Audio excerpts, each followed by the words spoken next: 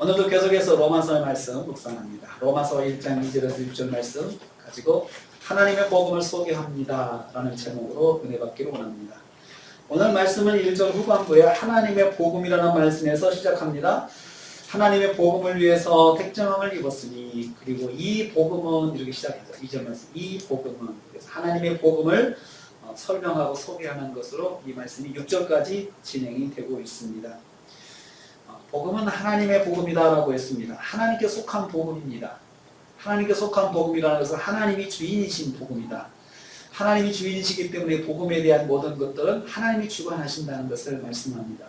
그래서 복음을 만드신 분도 하나님이시고, 복음을 진행하시는 분도 하나님이시고, 복음을 이루시는 분도 하나님이시라는 것을 여기서 말씀하고 있습니다. 하나님의 주권적인 역사가 곧 복음이라는 것입니다. 하나님께서 주권적으로 복음 가운데 역사하신다는 거죠. 그러면 우리가 이제 질문이 생깁니다. 그럼 그 복음이 뭘까? 그 복음이 뭘까? 하나님의 복음이라고 했는데 구체적으로 그 복음이 뭘까? 4절에서 그 답을 주고 있습니다. 4절 말씀이 이렇게 시작하죠. 곧 우리 주 예수 그리스도시라. 곧 우리 주 예수 그리스도시라. 이 복음은 2절로 시작해가지고 이 복음은 이렇게 쭉 설명을 쭉 하다가 곧 우리 주 예수 그리스도시니라 라고 말씀하고 있습니다. 복음은 우리 주 예수 그리스도입니다. 그렇습니다. 복음은 바로 예수님입니다.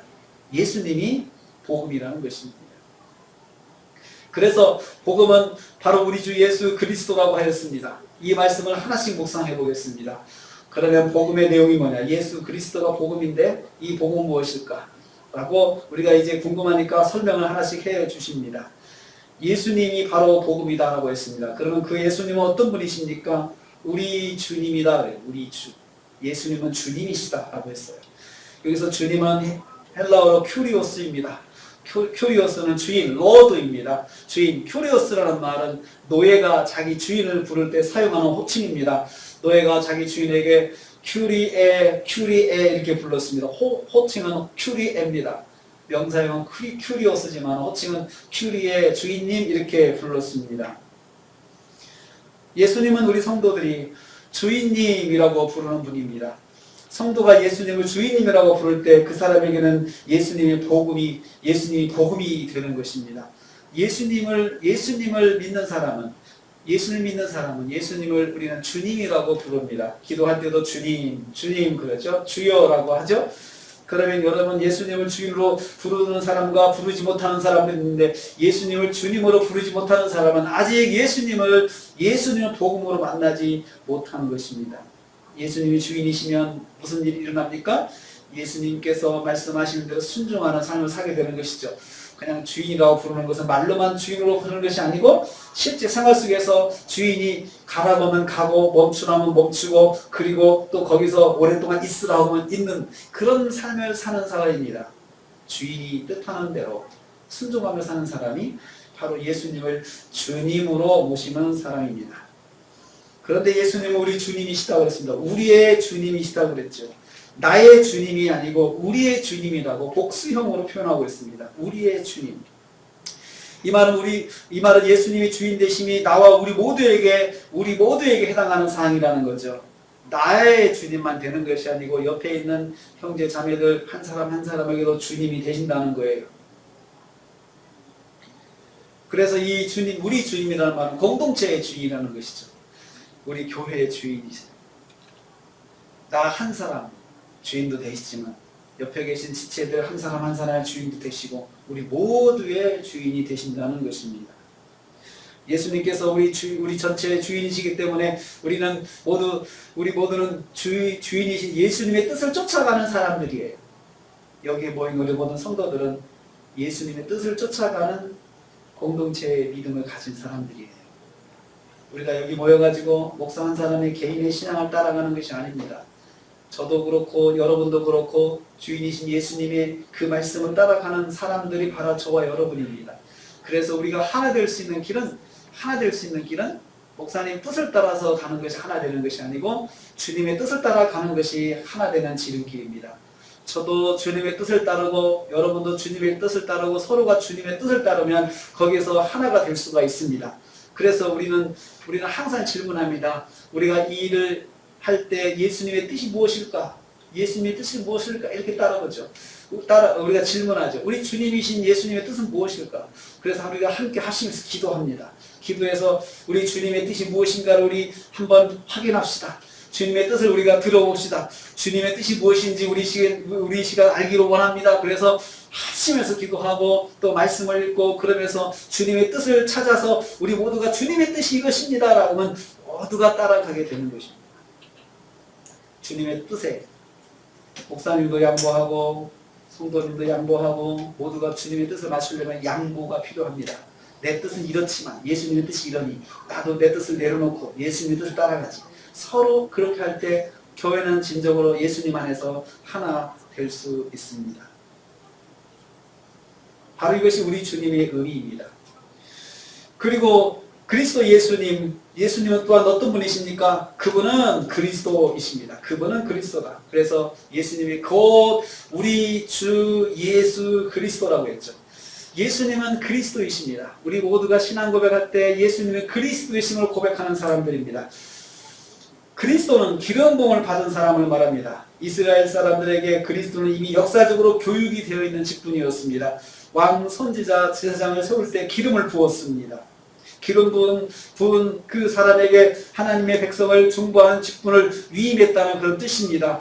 내가 이 사람에게는 하나님의 직분, 하나님의 일들을 위임합니다 라고 할 때 기름을 부어서 그 사람에게 직분을 세웠습니다. 기름을 부어서 왕을 세우면 왕은 하나님과 백성을 연결하는 통로 역할을 하는 사람이 되어야 했습니다. 그래서 이스라엘 백성들은 왕을 세울 때 기름을 부었습니다. 그래서 그 의미는 당신은 이제부터 하나님의 대리자로서 우리를 다스려 주세요 라고 할 때 그들은 기름을 부어서 왕을 세웠습니다. 그러면 왕은 동시에 이제 하나님의 뜻을 묻고 하나님의 뜻 안에서 백성을 통치해야 되는 사람입니다. 그래서 왕의 통치는 그 하나님의 통치가 되는 것입니다. 여기에 전제가 있어요. 항상 왕이 하나님을 만나야 돼요. 하나님 말씀에 순종할 수 있어야 돼요. 그럴 때 그 나라는 하나님의 나라가 되는 것입니다. 그래서 왕의 백성이 아니라 이제부터는 하나님의 백성으로 통치하는 사람이 되어야 합니다. 사람들은 왕을 통해서 하나님의 백성임을 깨닫게 되는 것입니다. 왕의 통치를 받으면서 나는 하나님의 백성이다라고 생각할 수 있게 되는 것이죠. 왕은 그래서 무엇보다도 하나님을 먼저 만나야 했습니다. 그래서 그 하나님의 뜻을 묻고 하나님의 뜻대로 백성들을 통치할 때 그 사람이 왕으로서 하나님을 대신하는 사람이 되었습니다. 그리고 백성들은 왕을 만날 때 하나님을 만난다고 생각을 하게 되었습니다. 선지자를 세울 때 기름을 부었습니다. 기름 부은 선지자는 하나님을 만나서 하나님의 뜻을 알고 하나님의 뜻을 백성들에게 알려주는 일을 하였습니다. 그들은 하나님의 말씀을 받아서 백성들에게 전했습니다. 하나님과 백성 사이를 연결하는 통로 역할을 했습니다. 하나님의 백성들은 선지자를 통해서 하나님의 음성을 듣고 하나님의 뜻을 알게 되었습니다. 선지자는 하나님과 백성을 중보하는 역할을 하였습니다. 중간을 연결하는 다리 역할을 했습니다. 하나님을 만나는 통로가 되었습니다. 그래서 선지자들이 우선적으로 해야 할 것은 하나님의 뜻을 먼저 듣는 것이었어요. 그래서 그 뜻을 백성들에게 전해서 하나님과 백성을 연결해 주는 역할을 했어요. 그게 기름 부음을 받은 그리스도의 역할입니다. 제사장을 세우는데 기름을 부었습니다. 제사장은 성전에서 예배를 인도하는 일을 하였습니다. 오늘날로 말하면 목사 같은 역할을 했습니다. 백성들이 하나님께 나가서 예배를 드릴 때 예배를 인도하였습니다. 예배를 집례하면서 백성들의 제사를 하나님께 올려드렸습니다. 제사장은 제사를 통해서 하나님과 백성을 연결해주는 일을 했습니다. 그런 일을 해달라고 부탁할 때에, 위임할 때에 제사장에게 기름을 부었습니다. 기름 부었습니다. 그래서 제사장은 성소에 들어가서 하나님을 만났습니다. 제사장은 성도에 있는 하나님의 백성과 하나님을 연결하는 통로가 되었습니다. 예수님이 바로 그러한 일을 하시는 그리스도라고 소개하고 있습니다. 예수님이 왕, 선지자, 제사장 같은 분이라는 것이죠. 예수님은 왕, 선지자, 제사장처럼 하나님과 백성을 연결하는 통로가 되신다는 분입니다. 구약시절에 왕, 선지자, 제사장을 통해서 하나님을 만날 수 있었던 것처럼 이제는 예수님을 통해서만 하나님을 만날 수 있습니다. 예수님께서 그렇게 말씀하셨습니다. 요한복음 14장 6절 말씀에 나는 곧 길이요 진리요 생명이니 나로 말미암지 않고는 아버지께로 올 자가 없다 하셨습니다. 나로 말미암지 않고는. 그래서 나만이 아버지께 나가는 길이다라고 그렇게 전하신 것입니다. 그래서 나 외에는 아버지께 나갈 수 있는 길이 없다예요. 그 지금까지는 왕과 선지자 제사장을 통해서 만남을 통해서 하나님을 만나게 되었지만 이제는 예수님께서 이제는 나를 통해서 하나님을 만난다라고 말씀하신 것입니다. 예수님을 통해서만 하나님께로 나아갈 수 있다는 말씀입니다. 예수님이 바로 아버지께 나가는 유일한 길입니다. 그리스도는 바로 이런 의미로 사용되었습니다. 그래서 그리스도는 구원자라는 뜻을 가지고 있습니다. 즉 메시아이십니다. 하나님을 만나는 길이기 때문입니다. 예수님을 믿음으로 구원을 얻을 수 있기 때문입니다. 오직 예수님만이 구원의 길이십니다. 이것을 믿는 사람이 바로 복음을 믿는 사람입니다. 예수님을 믿음으로 하나님께 나갈 수 있고 그래서 우리가 구원을 받을 수 있다. 이것을 믿는 것이 곧 복음을 깨달은 사람입니다. 복음은 바로 우리 주 예수 그리스도이십니다. 복음을 깨달은 사람은 예수님을 주님으로 믿고 고백하고 순종하는 사람입니다. 예수님을 깨달은 사람은 다른 사람을 존중하며 함께 주님 말씀대로 살아가고자 합니다. 우리 주님이라고 했죠. 우리 주님. 그래서 예수 믿는 사람, 복음을 깨달은 사람은 항상 같이 신앙생활하는 성도를 존중할 줄 압니다. 존중할 줄 알아요. 그리고 그도 주님께서 생명 바쳐 구원하신 사람이라고 하는 것을 인정하고 그 사람도 붙잡아주는 성도가 되는 거죠. 그래서 독선적이고 자기밖에 모르는 성도는 복음이 없는 성도입니다. 신앙생활을 해도 자기밖에 모르는 신앙생활은 복음이 없는 신앙생활입니다. 그래서 현대 교회가 자꾸 돌아봐야 할 것은 나는 복음적인가 이걸 생각해야 돼요. 여러분, 나는 종교인인가 나는 신앙인인가 이거 생각하지 말고 나는 복음적인가 이 말은 나는 예수님의 뜻을 따라 살아가는가, 나는 예수님을 순종하고 예수님께 나가서 예수님 말씀을 듣고 예수님 말씀대로 살아가려고 하는 사람인가, 아니면 내 생각과 내 고집대로 살려고 하는 사람인가, 여전히 나는 예수를 믿어도 내 생각과 내 마음대로만 하려고 하는 사람인가 한번 돌아봐야 됩니다. 교회가 부흥하면서 교회에서 주님보다도 교회의 어떤 정책과 교회 방향, 목사님의 방향이 곧 복음과 동일시되는 그런 교회들이 종종 있습니다. 복음적이지 않습니다.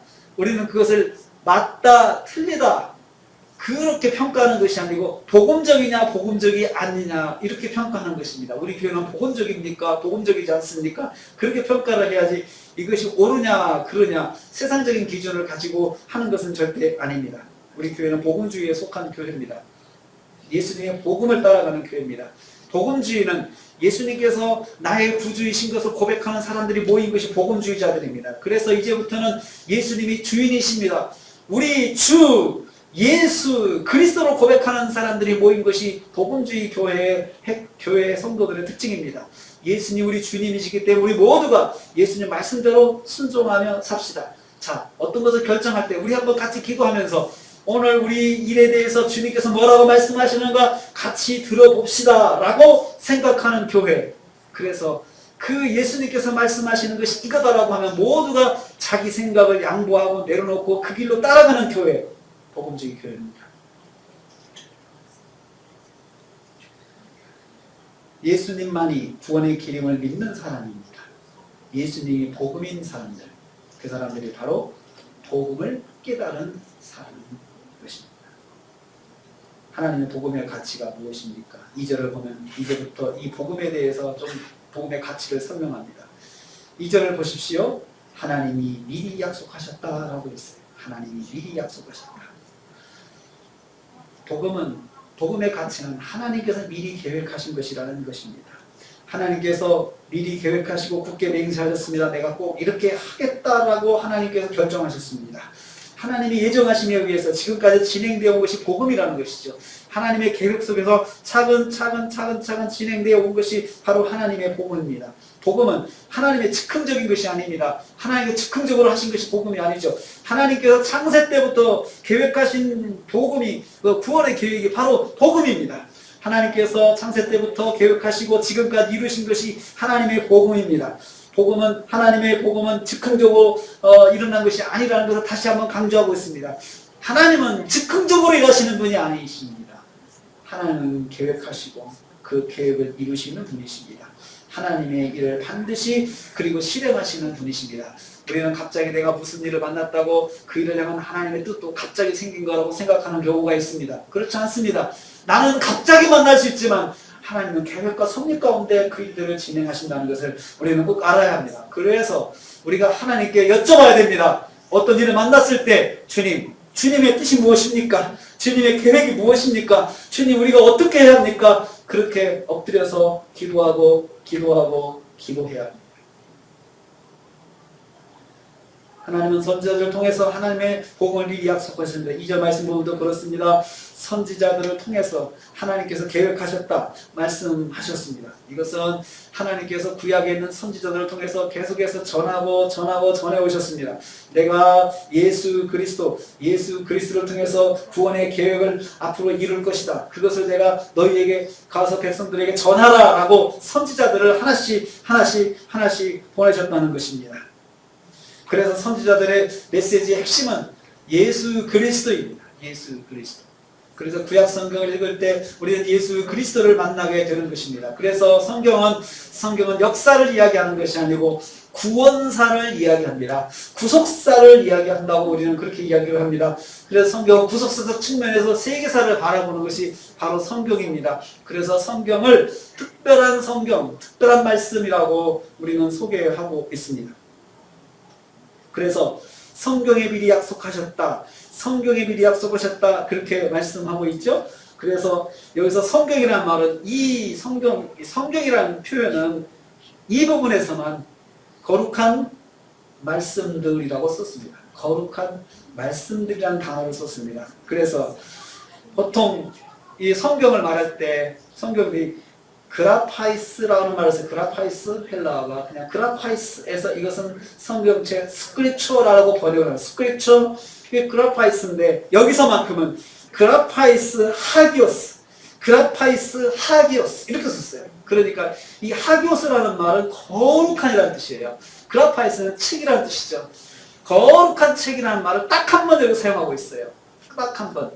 왜 이 말을 사용할까요? 이 말은 거룩한 성경책이다. 거룩한 성경에 기록된 그 말씀이 바로 복음에 대한 말씀이다라고 소개하면서 여기에서 딱 한 번 그라파이스 하기오스 이렇게 말을 쓰고 있습니다. 성경 그야말로 거룩한 말씀. 특별히 무엇을 강조하기 위해서 그렇습니까? 예수 그리스도의 복음이 성경책에 기록되어 있기 때문에 이 성경은 다른 책과 구별되는 유일한 책이다라고 소개하기 위해서 성경 그라파이스 하기오스라는 말을 여기서 사용하고 있습니다. 선지자들을 통해서 주신 구약의 모든 말씀은 복음이 주제인 것을 알 수 있습니다. 그러므로 성경의 핵심적인 메시지는 복음입니다. 성경을 통해서 복음의 메시지 중심인 예수 그리스도를 만나야 합니다. 성경의 메시지에서 예수님을 발견하지 못하면 잘못된 이해가 되고 맙니다. 성경을 읽을 때 예수 그리스도를 만날 수가 있습니다. 하나님은 아들에 관해서 미리 약속하셨다 했습니다. 2절 말씀입니다. 성경에 말씀하신 하나님의 복음의 내용은 바로 아들이신 예수 그리스도, 좀 더 구체화되죠. 그분은 하나님의 아들이시다. 하나님의 아들 예수 그리스도를 말씀하는 것이다 라고 설명하고 있습니다. 선지자들이 전한 하나님의 복음은 바로 하나님의 아들이신 예수 그리스도이십니다. 구약의 핵심적인 메시지는 바로 하나님의 아들 예수 그리스도,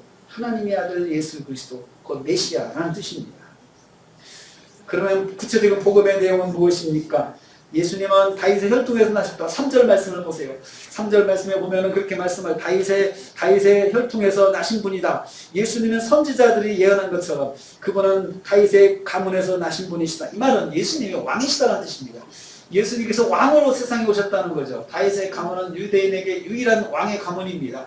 그 왕으로 오신 예수님, 그분이 다윗의 자손으로 오셨다고 하는 것을 강조하고 있습니다. 유대인들은 다윗의 후손에서 메시아가 난다는 사실을 구약의 예언의 말씀을 통해서 알고 있었습니다. 사무엘하 7장 12절 16절 말씀에 하나님께서 다윗에게 그렇게 말씀하셨습니다. 내 씨를 통하여서 내가 내 씨를 통하여서 이스라엘 역사를 세우겠다, 왕을 세우겠다라고 말씀하셨는데 바로 다윗의 후손이 바로 예수 그리스도인 것을 알고 있습니다. 그래서 유대인들은 본능적으로 알고 있습니다. 메시아는 다윗의 가문에서 온다. 메시아는 다윗의 가문에서 온다. 라고 했기 때문에 그들은 이 말씀을 통해서 예수님이 바로 메시아구나 라는 것을 깨닫게 되었습니다. 예수님은 이스라엘을 구원하실 분으로 오신 메시아임을 고백하고 있습니다. 4절 말씀 봅니다. 예수님은 하나님의 아들이시다고 소개하고 있습니다. 하나님의 아들 예수님이십니다. 예수님이 하나님의 아들이 되신 것은 하나님이신 걸 말합니다. 그분은 바로 하나님이시다는 걸 강조하는 거죠. 하나님이신데 그분이 아들의 직분으로 세상에 오셨다고 하는 거죠. 우리를 구원하기 위해서 오셨다는 것입니다. 이스라엘 백성이 예수님의 사역을 경험하면서 인정하였던 것이 바로 예수님은 하나님의 아들이신 거죠. 그분은 하나님의 아들 독생자시구나 라는 것을 깨닫게 되었습니다. 또한 성령의 역사하심을 통해서 인정을 받으셨습니다. 성령께서 강권적으로 역사하셔서 어둠의 영들이 물러가고 사탄이 떠난 사역을 예수님께서 하셨습니다. 그래서 그걸 통해서 사람들은 저분은 하나님의 아들이시고 저분은 바로 메시아구나라는 것을 유대인들은 당시에 알게 되었습니다. 가장 큰 증거는 죽은 자 가운데서 부활하십니다. 부활하심을 통해서 그분이 하나님의 아들 메시아인 것을 깨닫게 하셨습니다. 유대인들은 예수님이 하나님의 아들이심을 인정하게 되었죠. 그 결정적인 사건은 부활의 사건입니다. 부활의 사건을 통해서 예수님이 하나님의 아들인 것을 알게 되었습니다. 이스라엘 공동체가 이미 예수님을 하나님의 아들로 인정하였음을 논증하고 있습니다. 예수님은 그리스도이십니다. 그분 제가 조금 전에 설명했지만 다시 반복되고 있는 말이죠. 예수님은 그리스도이시다. 예수님은 그리스도이시다. 그분은 하나님과 우리 사이를 중보하는 유일한 통로이시다. 그 고백이라고 제가 말씀을 드렸습니다. 예수님께서 말씀하신 것처럼 나를 통하지 않고는 아버지께로 올 자가 없느니라. 예수 그리스도만이 구원의 길이십니다. 여러분, 로마서 말씀 처음 시작하면서부터 바울이 불을 토하고 있습니다. 무엇을 바울이 불을 토하고 있습니까? 예수님이 바로 복음이다. 우리 주 예수 그리스도가 바로 복음이다. 왜 로마 교회에게 이것을 강조할까요? 왜 로마 교회가 이걸 강조받고 왜 배워야 할까요? 로마 교회는 이미 25년 이상 역사를 가지고 있는 기성교회인데 그들에게 왜 이렇게 초보적인 복음에 대해서 말씀하는 걸까요? 여러분, 신앙생활이 오래될수록 우리가 기본적으로 없어지는 게 있습니다. 잘못하면 없어지는 게 있어요. 복음이 없어질 수 있어요. 신앙생활에서 핵심적인 예수 그리스도의 복음은 없어지고 종교적인 행위만 남아있을 수가 있다는 거죠. 교회 안에 종교적인 행위만 많이 있는데 그곳에 복음이 없는 거예요. 복음이 없는 거예요. 교회가 주님이 뭘 원하실까? 주님이 뭘 기뻐하실까? 이 질문을 하지 않고 우리가 뭘 하면 좋을까? 우리가 뭘 하면 만족할까? 이렇게 사람들이 바뀌기 시작하는 거죠. 교회가 오래되면 그러기 좋습니다. 그래서 이미 기득권들을 형성한 사람들이 자기들 좋은 것만 하려고 합니다. 복음이 없는 것이죠. 로마 교회가 그렇게 되었습니다. 현대 교회도 마찬가지로 그렇게 흘러갈 수밖에 없습니다. 주류 교회, 큰 교회들을 주류 교회라고 이야기를 해요. 큰 교회들이 추구하는 것이 마치 복음적인 것이냐, 교회가 추구하는 것이냐, 그렇게 흘러가고 있어요.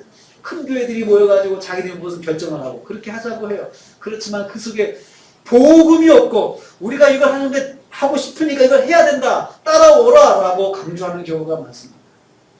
그런데 교회가 바로 로마서의 말씀을 다시 보아야 됩니다. 로마 교회가 복음을 들은 것처럼 우리가 다시 복음을 들어야 됩니다. 사랑하는 성도님들, 여러분들에게 복음이 있습니까? 단 어떤 것보다도 예수 그리스도가 바로 나의 구주이십니다. 나는 예수 그리스도를 믿음으로 구원을 받습니다. 라고 하는 믿음이 있습니까? 그리고 예수님은 우리 주님이십니다. 예수님은 그리스도이십니다. 이 고백이 있습니까? 예수님이 나의 주님이십니다. 이 고백, 여러분 처음에 저하고 성경 공부할 때, 1대1 공부할 때, 세가족 공부할 때, 복음에 대해 제가 설명할 때 우리가 그 예수님이 나의 주님이십니다라는 고백을 하죠. 기도 같이 하죠. 주님이 나의 주인이 되어 주십시오. 이제부터 내가 주님을 위해 살겠습니다. 여러분이 교육을 받지 않습니까? 이것이 지금도 변함없이 여러분의 삶 가운데 있습니까? 예수님이 주인이시면 한 번이라도 예수님 주인이신 예수님께 뜻을 물어보셨습니까? 주님께서 이거 원하십니까? 주님 이것이 진짜 주님이 원하시는 것입니까? 제게 알게 하시고 제가 깨닫고 제가 주님 뜻대로 가겠습니다. 내가 이것은 내 스타일도 아니고 내가 싫어하는 것이지만 주님 제가 가겠습니다. 제가 가겠습니다. 그렇게 하겠습니다. 주님. 그렇게 하겠습니다. 순종하는 것. 이것이 복음적인 삶을 사는 사람입니다. 복음적인 삶을 사는 사람. 내 생각을 내려놓고 나의 주인 되신 주님 뜻대로 살아가는 것이죠. 예수님은 우리에게 영적인 특권을 주셨습니다. 이렇게 사는 사람들, 우리가 복음을 믿고 사는 사람의 영적인 특권을 주셨습니다. 그 특권을 계속해서 보겠습니다. 예수님께서 특권을 주셨는데 여러분 5절 말씀 보세요. 어떤 특권을 주셨습니까? 어떤 특권을 주셨을까요? 우리 같이 한번 읽겠습니다. 로마서 1장 5절 말씀. 그로 말미암아 시작. 그로 말미암아 우리가 은혜와 사도의 직분을 받아 그의 이름을 위하여 모든 이방인 중에서 믿어 순종하게 하나니. 여기 그로 말미암아 우리가 받은 것이 있어요. 첫째 은혜를 받았어요. 이게 특권이에요. 우리는 그로 말미암아 예수님으로 말미암아 우리는 은혜를 받은 사람들입니다. 우리는 예수님으로 말미암아 사도의 직분을 받은 사람들입니다. 직분을 받은 사람입니다. 사도의 직분이라고 대표적으로 말했지만 각종 직분들, 집사, 또 권사, 또 여러 가지 또 회장, 또 여러 가지 주일을 하는 일들을 예수님께서 우리에게 주신 거예요. 그게 복을 믿는 자들이 받은 특권이에요. 여러분 그걸 특권이라고 생각하십니까? 내가 주님께 이런 일을 맡았어. 이건 나의 특권, 나에게 주신 주님의 특권이야. 주님께서 내게 주신 특권이야. 이렇게 생각하십니까? 아니면 내 어쩌다가 이걸 맡아가지고 이렇게 고통스럽게, 고생스럽게 사는지 모르겠다라고 생각하십니까? 첫째는 우리에게 은혜를 주셨습니다. 우리가 받은 첫 번째 특권은 은혜입니다. 우리는 은혜를 받은 사람들입니다. 은혜가 무엇입니까? 값없이 공짜로 받은 선물이 은혜입니다. 그래서 은혜 속에는 두 가지 큰 의미가 있습니다. 어떤 것이 은혜냐? 첫째는 구원이 은혜입니다. 그래서 우리가 나는 은혜를 받은 사람입니다 라고 말할 때는 첫째 나는 구원을 받은 사람입니다 이렇게 고백하는 것입니다. 왜 구원이 은혜입니까? 은혜야말로 구원이야말로 에베소서 말씀에 값없이 공짜로 받은 선물이다. 값없이 은혜를 구원을 받았다라고 이야기를 하고 있어요. 여러분 값없이 받았다고 하는 것은 내가 한 것이 아무것도 없는데 주님께서 나를 구원시켜 주셨다. 하나님 백성 삼으셨다는 것입니다. 이것이 첫 번째 우리의 신앙 고백입니다.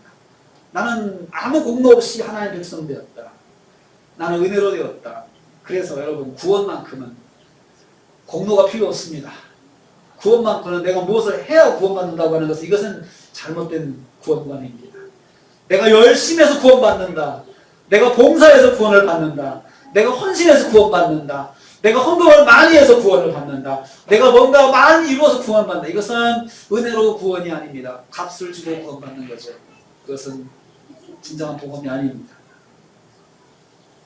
그리고 은혜는 무엇을 말합니까? 우리가 살면서 받는 공짜로 받는 그 모든 삶의 유익들을 다 은혜라고 이야기합니다. 여러분 건강이 은혜입니다. 기도 응답이 은혜입니다. 공기가 은혜입니다. 환경이 은혜입니다. 자 보세요. 우리가 다 받을 만한 자격을 갖춰서 가진 거 아니잖아요. 그냥 하나님이 주셨어요. 건강도 하나님 그냥 주신 거예요. 우리에게 처음부터 그렇게 주셨어요. 그걸 내가 값을 주고 산 사람이 있습니까? 다 공짜로 주셨어요. 또 여러분 기도 응답도 하나님께서 공짜로 주시는 거예요. 기도할 때 응답하시는 거 하나님 그냥 주시잖아요. 우리가 그것을 기도 응답을 하기 위해서 돈을 냈습니까? 돈을 낸 적이 있습니까? 돈을 내라고 합니까? 교회에서? 응답받으려면 돈 내세요. 여러분 큰 거 여러분 응답받으려면 돈을 더 많이 내세요. 교회가 그렇게 가르칩니까? 그렇게 가르치는 교회는 이단입니다. 잘못된 교회입니다. 우리는 다 값없이 공짜로 받습니다. 그런데 여러분 우리가 받은 것을 가만히 보세요. 내가 한 것도 없는데 하나님께서 나에게 주신 경우가 많아요. 내가 기도도 많이 한 것도 아닌데 기도도 잠깐 했는데 하나님께 내게 응답하신 경우가 있어요. 너무나도 부끄럽죠. 그럴 때는 너무나도 미안해요. 나는 한 것이 없는데 이렇게 주셨으니까 어떻게 해야 될까 하고 미안한 경우가 많습니다. 어떤 때는 내가 많이 기도한 것도 있지만 어떤 때는 별로 기도한 것도 없는데 그것이 이루어진 것을 보고 너무나도 미안하기도 하고 고마울 때가 많습니다.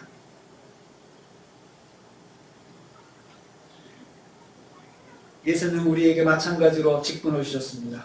우리에게 하나님의 일을 맡겨주신 것이죠. 자격이 없는데 맡겨주신 거죠. 그래서 이 일들을 감당하라고 말씀하셨어요. 저에게는 목사의 직분을 주셨습니다. 여러분들의 성도의 직분을 주셨어요. 성도로서 각자 맡은 일들을 하나님께서 허락해 주셨어요. 여러분 교회 일만 일이 아닙니다. 주님께서 주신 일들은 우리 가정에서도 일이고 직장에서도 일, 모든 것이 다 주님의 일입니다. 그래서 여러분 교회 일만 일이라고 생각하고 교회에서만 있으려고 하지 마십시오. 제가 그래서 우리 성도들에게는 교회 많이 오는 거 제가 원하지 않습니다. 가정이 교회고 직장이 교회고 삶이 교회인데 우리가 자꾸 교회에서만 하려고 하는 것은 그것은 합당치 않다. 이건 성경적인 것입니다. 그래서 여러분 우리가 항상 직분에 대한 우리의 자세는 나는 자격이 없는데 하나님 기분 주셨다. 그렇다면 나의 직분의 출처는 하나님께 있고 하나님께서 일방적으로 사실 나에게 주신 것이거든요. 그러면 무슨 생각을 해야 할까요? 이 직분을 주신 분이 나의 모든 것을 이끌어 주시고 책임져 주신다는 믿음이 있어야 됩니다. 그래서 무슨 일이 있을 때 그 지혜를 구하는 기도를 하는 거죠. 주님, 제가 이런 문제가 있는데 어떻게 해야 될까요? 어떻게 해야 될까요? 여러분 누구하고 상의하면 좋잖아요. 어떤 일을 할 때 혼자 하는 것보다 상의해서 할 수 있는 사람이 있으면 얼마나 좋습니까? 그 문제를 가지고 가까이 있는 남편하고 상의하고 자녀들의 문제를 상의하고 그러면서 같이 의견을 보면 더 좋은 결과를 맺을 수 있잖아요. 혼자 독단적으로 하는 것보다도. 우리가 주님께서 나에게 직분을 주셨는데 내가 아버지의 직분, 어머니의 직분 이거 어떻게 감당할 수 있을까? 하나님께 기도하는 것 이거 여러분 당연한 거 아니겠습니까? 주님 제가 어떻게 할까요? 주님 제가 어떻게 할까요? 그것은 자연스러운 것입니다. 사랑하는 성도님들 오늘 보니까 우리에게 직분을 주셨다라고 했는데 그 직분을 주신 목적이 예수님의 이름을 위해서 직분을 주셨다. 다시 5절 말씀 보면 그렇게 되어 있습니다. 예수님의 이름을 위해서 직분을 주셨다. 그러면 여러분 이 직분은 내가 감당하면서 예수님의 이름을 높이고 예수님의 이름을 그리고 세상에 알리는 것이 내 직분의 목적이라는 거잖아요. 이걸 통해서 예수님께서 영광 받으시는 거죠. 내가 정말 믿음으로 기도하면서 어떤 일을 잘 감당하면 주님이 영광 받으시잖아요. 내가 내 자랑하는 거 아니잖아요. 내가 내 지혜로 했다면 그 사람의 지혜가 돋보입니다. 그 사람이 뛰어나 보입니다. 그러나 내가 주님께서 나를 도우셔서 주님의 지혜로 일을 감당했다고 내가 고백하고 실제로 그렇게 했다면 주님의 이름이 높아지는 것입니다. 사람들이 관심이 그러면 나도 기도해보겠다. 나도 기도하면서 해보겠다. 나도 예수를 믿겠다. 사람들이 그렇게 하게 되는 거죠. 주님께서 우리에게 직분을 주신 것은 바로 그런 일을 하라고 주님의 이름을 위해서 이 직분을 감당해라. 그래서 주님 제가 이 일을 통해서 주님의 이름을 높이기를 원합니다. 주님 저에게 지혜를 주세요. 제가 어떻게 해야 됩니까? 이렇게 기도하는 것 이것은 우리가 당연한 것입니다. 또한 예수님을 통해서 순종하는 삶을 살도록 직분을 받았습니다. 순종하는 삶을 위해서 직분을 주셨다. 그 5절 말씀하고 있습니다. 순종을 위해서 직분을 주셨다. 우리에게 주신 직분을 통해서 우리는 순종을 훈련받습니다. 순종. 자, 나는 주의 종, 예수님의 종입니다. 사도 바울이 고백했죠. 그리고 우리는 예수님을 주인으로 섬기는 사람들이라 예수님을 큐리에라고 부른 사람들이라고 했죠. 그러면 이 큐리에로 주님을 부른 사람들의 삶의 모습 중에 가장 중요한 것은 순종입니다. 순종. 주인의 뜻을 순종하는 것이죠. 주인의 말씀에 순종하는 것이죠. 이것이 가장 중요한 것입니다. 그런데 이 순종에는 믿음의 순종을 위해서 믿음의 순종, 순종의 가치, 가장 좋은 순종의 모습은 믿음으로 순종하는 거예요. 믿음으로. 믿음이라고 하는 것은 내가 경험해서 그리고 내가 결과를 보고 나서 믿음이 생기는 것은 믿음이 아니에요. 그것은 확인하고 동의하는 거예요. 확인하고 동의하는 것은 믿음이 아니에요. 믿음은 그냥 믿는 거예요. 말씀하신 것을 그냥 믿는 거예요. 전적으로 100% 저분이 말하는 거는 맞다라고 생각하고 내가 딱 따라가는 것이 믿음으로 가는 것입니다. 예수님을 내가 믿는다고는 그거예요. 내가 주님께서 말씀하시는 것은 100% 옳다. 그래서 내가 주님 말씀대로 내가 하겠다라고 그냥 따라가는 거예요. 따라가는 거예요. 이게 믿음의 순종입니다. 믿음의 순종. 예수님께서 십자가의 대속에 죽으심으로 나를 구원하셨는데 내가 그 예수님의 십자가의 구원의 은혜를 입은 사람이야. 그래서 나는 이제부터 예수님을 나의 주인으로 큐리에로 부르고 살 거야. 큐리에 하면서 예수님을 부르며 산다면 주님의 말씀에 대해서 순종할 줄 알아야 돼요. 그 믿음의 순종. 믿음의 순종을 해야 합니다. 진정한 순종은 여기 보면은 6절 말씀 보면 그랬습니다. 이방인 중에서 너희들에게 이방인 중에서도 너희가 부르심을 입었다라고. 이방인 중에서도 부르심을 입었다. 주님께서 부르실 때에 우리같이 자격 없는 사람들도 주님께서 우리를 믿음의 순종을 해서 부르셨어요. 주님께서 우리를 부르셔서 원하시는 것은 믿음의 삶을 사는 것입니다. 예수를 믿고 사는 것이죠. 여러분, 그들 중에 너희도 있었다. 거기 6절 말씀 다시 한번 볼까요? 6절 말씀, 너희도 그들 중에서 예수 그리스도의 것으로 부르심을 받은 자니라. 너희는 어떤 사람이냐? 너희는 부름받은 자들인데 예수 그리스도의 것으로 부름받은 자들이다. 이제부터 우리가 예수님의 사람이다라고 인정할 때는 나는 예수님의 것이다. 예수님의 소유다. 그래서 그렇게 성경은 말씀하죠. 우리는 소유된 백성, 하나님의 소유된 백성이다. 하나님의 소유로서 존재하는 사람들이다 라고 고백하는 것이죠. 여러분, 우리는 처음에는 복음이 유대인들에게 주어졌습니다. 그런데 유대인들을 통해서 세상에 다 퍼지게 하나님께서 하셨습니다. 그리고 이를 통해서 우리 같은 사람들도 예수를 믿게 되었습니다. 우리 같은 사람들도 하나님의 소유가 되었습니다. 주님의 소유가 되었습니다. 우리는 주인이신 바로 주님께 순종하며 살아야 되는 사람들이 된다는 것이죠.